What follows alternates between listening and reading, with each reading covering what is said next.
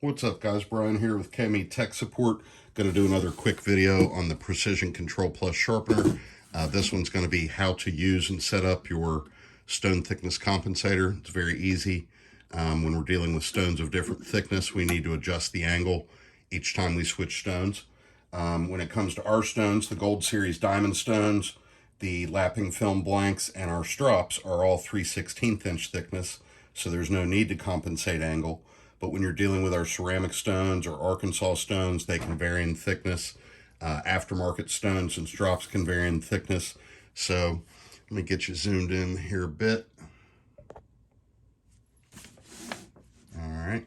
And what we're going to do, this is the shelf when we want to compensate stones. So let's say we're going to start with this ceramic stone. We just go ahead and lay it on that shelf. And then the compensator sits right on top of it.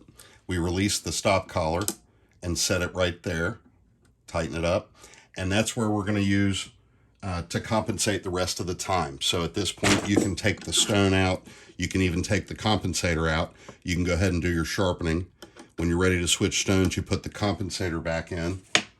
This stone happens to be thicker, so when I put it on there, it's going to have a gap between the stop collar and the stone that you can see here. So what we want to do is adjust our angle. So we release the tension on the post, and then we're able to move our angle up and down. And we want it just like that. We want it flush with the stop collar and the stone. If I go too high or too low, you'll have a gap either at the stop collar or at the stone. So we want it just flush, just like that. We lock in our angle again, and we go to sharpening. So when we want to go back to something thin, like say a strop, or in this case, I'll use that same ceramic as an example, we lay it on there, and we've got a gap at the bottom. It's hard to see there. You can see that gap there. So we just adjust the back knob, let the angle down until it's just flush, lock the bar in again, and we're ready to finish or sharpen.